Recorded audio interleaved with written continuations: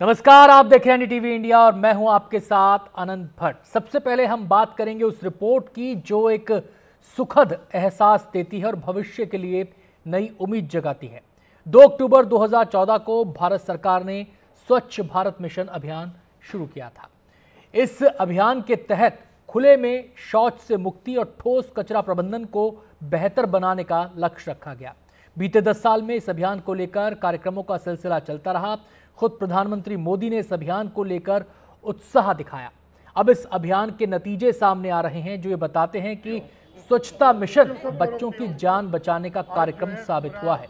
Nature पत्रिका की एक स्टडी में ये बात सामने आई है कि स्वच्छ भारत मिशन की वजह से सालाना 60,000 से 70,000 बच्चों की जान बचाई जा रही है। इसकी वजह से खुले में शौच से मुक्ति का अभियान जिसने बच्चों को संक्रमण से बचाया है। रिपोर्ट के मुताबिक 2014 के बाद से करीब 12 करोड़ शौचालय बनाए गए। इस पर 1.4 लाख करोड़ रुपए का खर्च आया। ये सर्वे 35 राज्यों केंद्र शासित प्रदेशों के 640 जिलों में किया गया। 2011 से 20 के बीच के आंकड़े इसमें शामिल हैं। इसमें शक नहीं कि इन 10 सालों में साफ सफाई, जल प्रदूषण और वायु प्रदूषण को लेकर जो सक्रियता दिखी उसका असर बच्चों की सेहत और सुरक्षा पर पड़ा है। भारत में 5 साल से कम उम्र के बच्चों की मृत्यु दर 2014 में 1000 में 45 थी। 2020 में ये घटकर 1000 में 32 रह गई, जबकि बाल मृत्यु दर 2014 में 39 थी जो 2020 में घटकर 28 रह गई। ये काफी अहम बदलाव है जिसकी पुष्टि अब नेचर की रिपोर्ट कर रही है। इस रिपोर्ट पर प्रधानमंत्री ने भी खुशी जताई है। एक ट्वीट में उन्होंने कहा है, स्वच्छ भारत मिशन के प्रभाव को उजागर करने वाले शोध को देखकर खुशी हुई। उचित शौचालयों तक पहुंच शिशु और बाल मृत्यु दर को कम करने में महत्वपूर्ण भूमिका निभाती है। सार्वजनिक स्वास्थ्य के लिए सुरक्षित स्वच्छता एक गेम चेंजर बन गई है और मुझे खुशी है कि भारत ने इसमें अग्रणी भूमिका निभाई है। बेशक स्वास्थ्य और सुरक्षा की राह अभी बहुत लंबी है और इसी पर हम बात करेंगे विस्तार से। 3 खास मेहमान हमारे साथ जुड़ गए हैं। सबसे पहले अपने मेहमानों से आपका हम परिचय करा दें। हमारे साथ सुमन चक्रवर्ती जी हैं जो कि एसोसिएट रिसर्च फेलो हैं IFPRI। डॉक्टर पार्वती सिंह हमारे साथ जुड़ रही हैं, असिस्टेंट प्रोफेसर ओहायो यूनिवर्सिटी। और सुनीला गर्ग जी हैं जो कि अध्यक्ष हैं कार्यक्रम सलाहकार समिति NIHFW से। तीनों का बहुत बहुत स्वागत है। सबसे पहला सवाल पार्वती और सुमन चक्रवर्ती से मेरा होगा। मैं आपको बता दूं कि जिस टीम ने रिसर्च तैयार की है उस टीम का हिस्सा पार्वती जी भी थी और उस टीम का हिस्सा सुमन जी भी थी। सबसे पहला सवाल पार्वती जी आपसे, जितने जिलों को आपने अपनी रिसर्च में कवर किया, इस स्वच्छता मिशन का जो इम्पैक्ट दिखा वो आपको एक जैसा दिखा या इसमें कुछ वेरिएशंस भी दिखे? जी, वेरिएशंस बिल्कुल दिखे। अगर आप हमारे पेपर के मैप्स को देखें तो कुछ स्टेट्स ऐसे थे जहाँ पे इन्फेंट मोर्टालिटी शुरू से काफ़ी कम थी और कुछ स्टेट्स थे जिनमें काफ़ी ज़्यादा इम्प्रूवमेंट दिखी है। उसी तरह से शौचालय या टॉयलेट्स की अवेलेबिलिटी में भी पूरे देश में जगह जगह पे वेरिएशन ज़रूर है। चलिए, मैं सुमन जी का यहाँ पर रुख करना चाहूँगा। सुमन जी, रिसर्च में आप भी शामिल थी। स्वच्छता अभियान ने कैसे बच्चों की जान बचाने में बड़ी भूमिका निभाई है, इसको जरा विस्तार से बताएं। जी नमस्कार।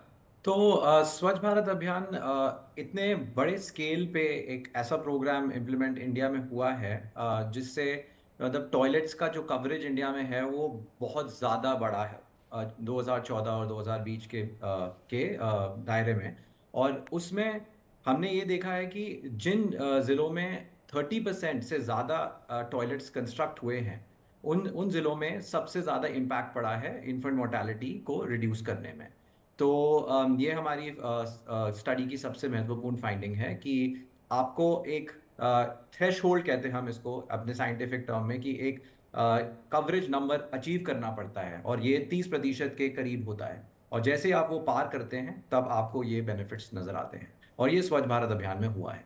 जी, ये जो आंकड़ा आपने प्रस्तुत किया है 60 से 70,000 का, पार्वती जी सवाल मेरा आपसे है, इसको हम क्या माना जाए कि ये इस मिशन का मैक्सिमम इम्पैक्ट है या अभी इसका दायरा और बड़ा हो सकता है? ये मैक्सिमम इम्पैक्ट हम नहीं कह सकते। जब भी हम जिस तरह की हमने स्टडी की है उसमें हम एस्टिमेट्स बताते हैं, तो उनका एक रेंज होता है और उस रेंज का एक मिनिमम होता है, एक मैक्सिमम होता है और एक मीन होता है या एवरेज होता है। तो हम ये एवरेज बता रहे हैं। कुछ जगहों पे बिल्कुल हो सकता है कि इतना इम्प्रूवमेंट ना हुआ हो और कुछ जगहों पे हो सकता है इससे कई ज़्यादा इम्प्रूवमेंट हुआ हो। पूरे देश में एवरेज या मीन इतना इम्प्रूवमेंट है। और आगे चल के अगर स्वच्छ भारत मिशन अपने मोमेंटम को कंटिन्यू रखे, इस सोशल मूवमेंट को, जन आंदोलन को कंटिन्यू रखे, तो जो मैक्सिमम इम्पैक्ट पॉसिबल है शायद वो देखने को मिल सकता है। सुनीला जी का मैं यहाँ पे रुख करना चाहूँगा। सुनीला जी, ये जो आंकड़े आए हैं नेचर पत्रिका के जरिए लोगों के सामने, रिसर्च जो सामने आई है, जाहिर सी बात है एक सुखद एहसास ये देती है। इससे एक पुरानी कहावत भी सही साबित होती है। क्या आपको भी ऐसा लगता है कि प्रिवेंशन यानी रोकथाम इलाज से बेहतर है? Anant Kumar ji, over a period of time हम देख रहे हैं कि जैसे जैसे हमारी कंडीशंस इंप्रूव हुई हैं, यानी कि हाइजीनिक कंडीशंस ओवरऑल भी, एंड पर्टिकुलरली इस स्टडी के माध्यम से हमने देखा है कि लगभग हमारी इन्फेंट मोर्टेलिटी, जो कि मोर्टेलिटी, इन्फेंट मोर्टेलिटी की हम क्यों बात करते हैं, क्योंकि बहुत सेंसिटिव इंडिकेटर है of all the health condition. So that is where अगर हमें कोई भी हेल्थ कंडीशन को इवेल्युएट करना है तो हम इन्फेंट मोर्टेलिटी, यानी कि बच्चे जो 1 साल से कम के हैं या 1 साल के करीब है, उनकी जो है 12 महीने तक के बच्चों में मोर्टेलिटी को इन्फेंट मोर्टेलिटी बोलते हैं। अगर आप 1915 के आंकड़े देखें तो हमारी इन्फेंट मोर्टेलिटी थी 202 पर 1000 लाइव बर्थ्स, एंड अब जो है घट के रह गई है 25.79 पर 1000 लाइव बर्थ्स, जो कि पिछले साल से 3%, हमारी 3.2% कम हुई है। तो ये जो है स्टडी, ये अपने आप में बहुत ही सुखद अनुभव देती है। और ये केवल, जैसे कि अभी सुमन जी भी बता रहे थे, कि बेसिकली 30% जहाँ पे डिस्ट्रिक्ट्स में जहाँ पे ज्यादा टॉयलेट्स हुए हैं, नेचुरली बिहेवियर चेंज कम्युनिकेशन भी बढ़ा है। ये बिहेवियर चेंज कम्युनिकेशन केवल बच्चों का ही नहीं है, ये उनकी फैमिली का भी है। अगर हम जेंडर पर्सपेक्टिव से देखें, माँ का भी है, फादर का भी है। तो ओवरऑल वो माँ केवल टॉयलेट के हिसाब से बच्चे को नहीं सफाई करेगी या बच्चा खुद नहीं साफ करेगा, वो हाथ भी धोएगा। तो ओवरऑल जो है बिहेवियर चेंज बहुत इंपॉर्टेंट है और इस पे हमें लगातार कांस्टेंट जोर देना है, क्योंकि बिहेवियर चेंज ऐसा है कि मैं लगातार नहीं मेंटेन करूंगी तो कहते हैं सावधानी हटी दुर्घटना घटी। तो इसको लगातार हमने कॉन्स्टेंटली इस पे इम्पैक्ट करना है और हमें इसको फोकस में रखना है कि लगातार हम ये अवेयरनेस क्रिएट करें। और हर एक जिले में, क्योंकि हमारा भारत बहुत डाइवर्स है, चाहे हम नॉर्थ ईस्ट की बात करें, साउथ की बात करें, ईस्ट वेस्ट, तो वहां पे हर एक जिले में भी फर्क है। तो यहाँ पे हमें लगातार प्रमोशन करना होगा। और ये प्रधानमंत्री का जो इनिशिएटिव है 2014 में जो स्वच्छ भारत अभियान शुरू हुआ था, आज की तारीख में बहुत सक्सेसफुल पब्लिक हेल्थ कैंपेन है। तो मैं कहूंगी कि इस कैंपेन को हमें लगातार अलॉन्ग विद अदर कैंपेन्स, जितना हेल्थ का ओवरऑल कंपोनेंट है, हमें इस पे ध्यान देना होगा। परंतु हमारे इंडिकेटर बहुत ही सेंसिटिव है। अंडर 5 मोर्टेलिटी, इन्फेंट मोर्टेलिटी दोनों ही इसकी वजह से कम हुई है। चलिए, मैं पार्वती जी का यहाँ पर रुख करना चाहूँगा। पार्वती जी, जैसा कि सुनीला जी ने यहाँ पर बात कही कि ये जो मुद्दा था शौचालय का, ये महिलाओं से जुड़ा हुआ था और बच्चे, जिस एज कैटेगरी की हम बात कर रहे हैं, वो बच्चे ज़्यादातर माँओं से जुड़े होते हैं। यानी कि उसने इस पूरे साइकिल को कंप्लीट किया जो पूरे स्वच्छता अभियान में थे कि आप टॉयलेट गए, आप हाथ धोना सीख रहे हैं, आप एक अच्छी हाइजीन की हैबिट डेवलप कर रहे हैं। तो ये जो पूरा सर्कल हुआ, इसकी वजह से भी इम्पैक्ट देखने को मिला क्योंकि महिलाएं सबसे ज़्यादा प्रभावित थी इस मुद्दे पर। ये कह सकते हैं, हमने ये एग्जैक्टली टेस्ट नहीं किया, पर मैं ये यहाँ पे ये भी कहना चाहूँगी कि हमारी अपना बिहेवियर तो बिल्कुल इम्पॉर्टेंट है ही है, पर हम जहाँ रहते हैं वहाँ पे आसपास के लोग क्या कर रहे हैं वो भी इम्पॉर्टेंट है। क्योंकि अगर हम ऐसी जगह रह रहे हैं जहाँ पे हम सारे रूल्स फॉलो कर रहे हैं, हम अपनी स्वच्छता मेंटेन कर रहे हैं, पर बाकी लोग नहीं कर रहे हैं, उसका भी बुरा असर हम पे पड़ेगा। तो ये जो आप फुल सर्कल की बात करें, ये जब पूरा समाज मिल के ये अडॉप्ट करता है ये बिहेवियर चेंज, तब ऐसी इंप्रूवमेंट्स हमें दिखती हैं। सिर्फ एक अकेला इंसान इतना बड़ा चेंज नहीं ला सकता। तो इसमें माँ का रोल है, बच्चे का रोल है, बाकी समाज के सारे पार्टिसिपेंट्स का रोल है। जी, सुमन का मैं यहाँ पे रुक करूँगा। आपने बताया अपनी रिसर्च में कि 60 से 70 हज़ार बच्चों की जान बचाई जा रही है। हम आपसे ये जानना चाहते हैं कि जो स्वच्छता मिशन की शुरुआत से पहले के वो कौन से फैक्टर्स थे, वो कौन सी बीमारियां थी जो बच्चों के लिए जानलेवा साबित हो रही थी, और इस मिशन की शुरुआत होने के बाद उसमें क्या बदलाव अपनी रिसर्च में आपने देखा? जी, स्वच्छ भारत अभियान के पहले अभी भी खैर तो डायरिया सबसे बड़ा कॉज होता है उस एज ग्रुप में बच्चों की जान लेने में, और इन्फेक्शियस डिजीजेस और भी बहुत सारी हैं। उसके पहले एक बहुत बड़ा अभियान उसके पहले चला था, वो था नेशनल हेल्थ मिशन, जिसकी वजह से वैक्सीनेशन स्केल अप हुए थे इंडिया में, और प्रेगनेंसी केयर बहुत सारा स्केल अप हुआ था। तो उस पीरियड में जब इंडिया का इन्फेंट मोर्टेलिटी ड्रॉप हुआ था, वो उन रीजंस की वजह से हुआ था, क्योंकि हमने हेल्थ में खूब सारे इन्वेस्टमेंट्स करे थे। इस पीरियड में लीडिंग फैक्टर हमने देखा कि स्वच्छ भारत मिशन था, कि अब ऑलरेडी आप लोग मतलब आप सारे इम्यूनाइजेशंस दे चुके हो बच्चों को, काफी हाई कवरेज है पोलियो वैक्सीन की, हमको ये ऑलरेडी पता है, इन्फेक्शियस डिजीज बर्डन कम है। लेकिन डायरिया बर्डन कैसे खत्म होता है, वो सिर्फ ऐसी चीजों से खत्म हो सकता है जैसे कि टॉयलेट्स बिल्ड करें आप, पानी साफ सुथरा रखें, सराउंडिंग्स को क्लीन करें। उन चीजों से ही डायरिया बर्डन कम होता है, और मेरे हिसाब से that must be one of the big factors. जी सुनीला जी, आपसे मेरा सवाल है कि अब अगर हम 2014 से पहले की तरफ देखें तो हम हेल्थ को लेकर बहुत सारे स्टेप्स उठा रहे थे, बहुत सारे इन्वेस्ट भी कर रहे थे, जैसे सुमन ने भी बताया। लेकिन स्वास्थ्य की नज़र से स्वच्छता को अहमियत देना, एक मिशन मोड में उस पर काम करना, ये शायद 2014 के बाद से शुरू हुआ।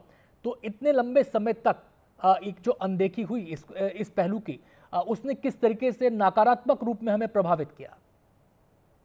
देखिए, मैं कहना चाहूंगी 2014 के बाद में हमने बहुत ज्यादा हेल्थ को एक इम्पॉर्टेंट सेंट्रल फोकस बनाया, और उसमें जबकि और हमने एक लाइफ साइकिल अप्रोच बनाई। ये केवल बच्चों का ही मुद्दा नहीं है, जैसे कि हाँ, ये महिलाओं का भी मुद्दा है, एडल्ट्स का भी मुद्दा है, एल्डरलीज का भी मुद्दा है। और जैसे कि हम डॉक्टर पार्वती ने बताया कि अगर एक गांव में अगर आप लें, मैं अभी राजस्थान गई थी थोड़े दिन पहले, तो थोड़े दिन तो नहीं, 1 वर्ष हो गया लगभग, तो वहां पे टॉयलेट बना हुआ था। मैंने कहा आप लोग क्यों नहीं जाते हैं टॉयलेट में, इतना अच्छे पूरा परिवार बहुत रिच है और अच्छा है। तो कहने लगे कि मैडम ऐसा है कि ये मिल मिल के जाते हैं। तो मैंने ये उनको समझाया कि ये केवल मुद्दा जो है टॉयलेट जाने का नहीं है, परंतु इससे औरत अगर बहुत देर तक टॉयलेट नहीं जाएगी, उसको यूरिनरी ट्रैक्ट इन्फेक्शन वगैरह ये सब हो जाएंगी करके, क्योंकि बहुत देर तक पेशाब को रोकना, टॉयलेट नहीं जाना, तो ये अपने आप में लेडी के लिए बहुत हानिकारक चीज है। तो वो नहीं जाएगी तो बच्चों को भी वही आदत पड़ती है।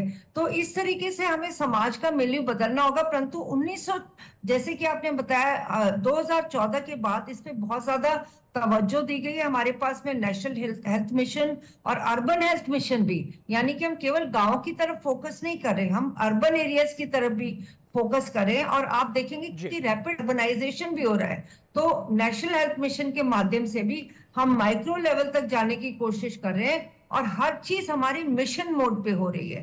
तो अभी हम बात कर रहे थे कि over a period of time हमारा इम्यूनाइजेशन कवरेज भी लगभग 90% है, यानी कि 12 महीने तक के बच्चों को हमारा डीपीटी पूरा कंप्लीट हो जाता है, हेपेटाइटिस बी और ये सारे वैक्सीन जो हैं, अगर हम इंजेक्टेबल पोलियो की बात करें, मीजल्स की बात करें, क्योंकि बच्चा अगर मीजल्स से सफर करता है तो जाहिर सी बात है उसको डायरिया भी होगा। डायरिया जो होगा तो उसमें शरीर में पानी की कमी होगी, तो बच्चे को मृत्यु उससे भी हो सकती है। बिल्कुल, आपने ये जैसे कि सुमन बहुत जी अहम बात बोली है कि जो हेल्थ मिशन है और स्वच्छता मिशन दोनों साथ में काम कर रहे हैं, तो उसका डबल इम्पैक्ट देखने को मिल रहा है। फटाफट मैं सुमन का यहाँ पर रुख करना चाहूँगा। एक साफ पानी की सप्लाई एक बड़ा इशू है हमारे देश के लिए, इसका दायरा बढ़ा है पिछले हाल के वर्षों में, और कोशिशें इसको और बढ़ाने के निरंतर जारी हैं। अगर हम बात करें स्वच्छता मिशन के साथ, क्या ये भी एक फैक्टर है जिसने अपना असर छोड़ा है? जी, अगर आप डेटा देखें तो जो एनएफएचएस रिपोर्ट डेटा बताता है कि लगभग 90% से ज़्यादा घरों के पास साफ पानी, जो WHO का डेफिनेशन है, वो है उनके पास। लेकिन जब आप भी जानते हैं कि आप अपना नलका खोल के डायरेक्टली पानी पिएंगे तो चांसेस हैं कि आप बीमार पड़ जाएं उस पानी से। तो अभी हमारा फोकस बिल्कुल असली साफ पानी पहुंचाना घरों तक होना चाहिए। मेरे हिसाब से आप जितनी भी वेस्टर्न कंट्रीज में देखेंगे, वहां पे आप टैप को खोल के पानी पी सकते हैं। हमारा मेरे हिसाब से वो गोल होना चाहिए कि इंडिया का इस लेवल पे पानी हम साफ करके दें कि कोई भी अपना नलका खोल के साफ और शुद्ध पानी पी सके। जी, पार्वती जी, आपसे ये जानना चाहेंगे कि स्वच्छता मिशन जिस रूप में भी चल रहा है, इसमें क्या और ऐड ऑन किया जाए कि इसके इम्पैक्ट को हम और बड़ा कर सकें? बहुत अच्छा सवाल है ये। काफ़ी सारी चीज़ें की जा सकती हैं। अगर हम सिर्फ हमारे रिसर्च पेपर को लेके बात करें, तो ये जो टॉयलेट्स बन गए हैं, अब इनका प्रयोग चलता रहे, और इनकी मेंटेनेंस चलती रहे। वेस्ट डिस्पोजल अब बहुत बड़ा फैक्टर होगा, क्योंकि जिन लोगों ने टॉयलेट्स बना लिए और अब जी। वो यूज़ कर रहे हैं, वो जो मल होगा उसको कैसे हैंडल किया जाए, सेफली हैंडल किया जाए। जहाँ पे पूरी तरह बिहेवियर चेंज आया नहीं है, अब वहाँ पे फोकस किया जाए।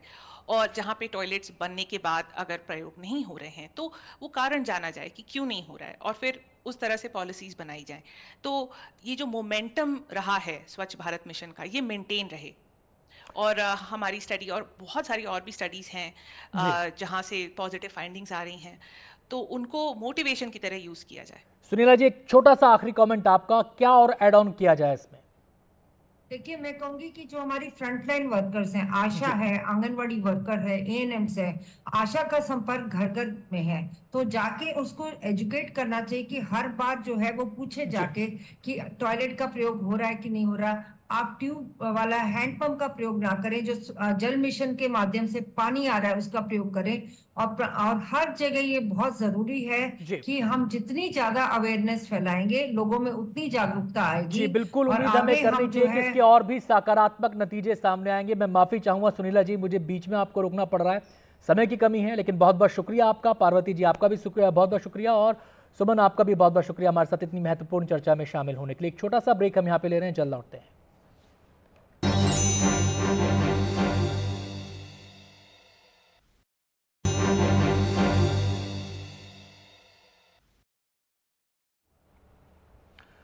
और सच की पड़ताल में अगली खबर का रुख करेंगे। प्रधानमंत्री की आर्थिक सलाहकार परिषद की ओर से तैयार की गई एक रिपोर्ट में कहा गया है कि 1947 के बाद पहली बार भारत में घर के खाने पर औसत घरेलू खर्च का अनुपात आधे से भी कम हो गया है।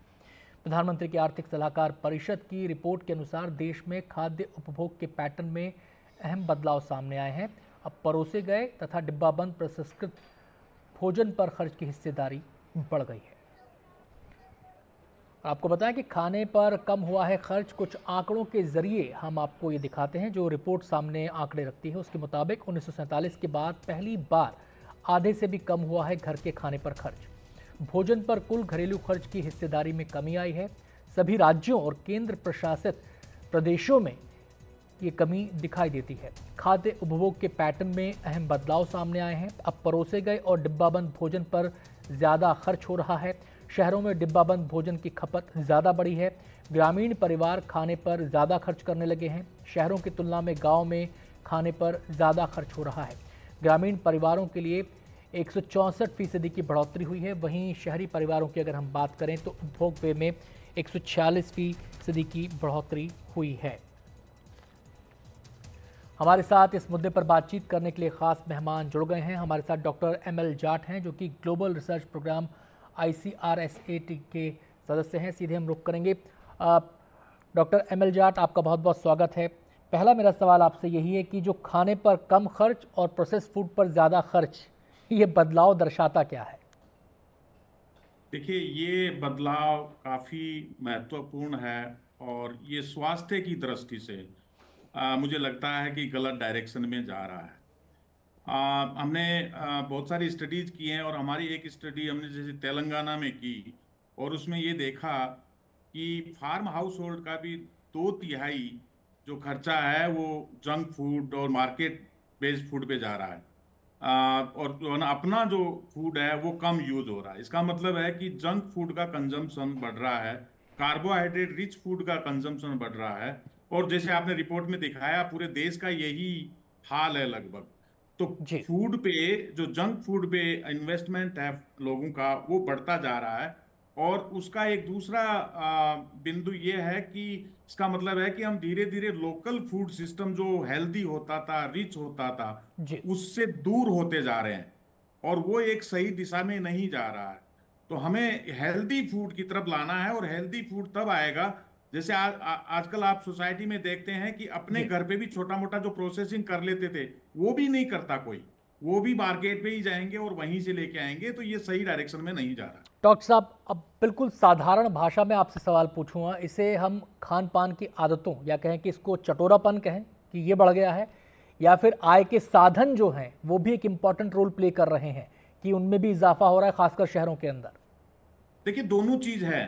आय के साधन बढ़े हैं, परचेजिंग पावर लोगों की बढ़ी है, तभी वो मार्केट का जंक फूड खरीद पा रहे हैं। लेकिन जो आपने चटोरापन बताया, चटोरापन बढ़ा है, और एक स्टेटस के रूप में भी जो यंग जनरेशन है, आई थिंक मुझे लगता है कहीं ना कहीं बिहेवियर के इश्यूज हैं, उनको लगता है कि ये प्रेस्टीज वाला खाना है, तो इसलिए भी वो जा रहे हैं। तो इसमें मिक्स चीजें हैं, चटोरापन भी है, बिहेवियर भी है, और परचेज पावर जो बढ़ी है लोगों की आमदनी बढ़ने से, वो वाला भी है, तीनों है जी। लेकिन इस रिपोर्ट के अंदर एक और इंटरेस्टिंग फैक्ट सामने आया। अगर हम शहरों का और ग्रामीण इलाकों का तुलनात्मक अध्ययन करें, जो रिपोर्ट बताती है, तो ग्रामीण इलाकों में खाने पर खर्च ज़्यादा है और शहरी इलाकों में ये कम है। ये जो संकेत किस बात का संकेत है? देखिए, मैं बताता हूँ, ये डिपेंड करता है, परसेंटेज हम देखते हैं तो बेस लाइन पे वो परसेंटेज बढ़ती है। शहर ऑलरेडी उस डायरेक्शन में थे जी। तो उनका जो परसेंटेज है वो कम हुआ। गांव नहीं थे, गांव लोकल फूड सिस्टम पे थे और उनका बढ़ गया सिग्निफिकेंटली, इसलिए ये परसेंटेज उस डायरेक्शन में दिखाता है। अभी भी जो जो जंक फूड है वो शहरों में ज्यादा यूज हो रहा है, गाँव में मतलब आप एब्सोल्यूट कंपैरिजन करें, लेकिन परसेंटेज जो इंक्रीज है सर्टेनली, क्योंकि बेसलाइन शहरों का ऑलरेडी ज्यादा था तो परसेंटेज कम हुआ, गाँव का कम था तो परसेंटेज ज्यादा हो गया। लेकिन हमने एक दूसरी स्टडी की भट्ट साहब, और वो अभी जैसे हमारी गवर्नमेंट ने मिलेट्स को आगे बढ़ाने के लिए, न्यूट्रिशियस फूड को आगे बढ़ाने के लिए जो काफी कुछ किया, international year of millet government of India ने सेलिब्रेट किया 23 में, और उसमें हमने एक स्टडी की कि कंजम्पशन पैटर्न मिलेट्स का क्या हो रहा है। इंटरेस्टिंग चीज ये है कि जो कंजम्पशन है मिलेट्स का शहरों में बढ़ रहा है गाँवों की तुलना में, परसेंटेज वाइज बात करते हैं। बहुत बहुत शुक्रिया सर हमसे बातचीत करने के लिए और ये इंटरेस्टिंग फैक्ट्स हमें बताने के लिए। तो सच की पड़ताल में आज बस इतना ही। एक छोटा सा ब्रेक लेंगे, लेकिन जाना कहीं नहीं है, क्योंकि एनडीटीवी इंडिया पर खबरें जारी हैं।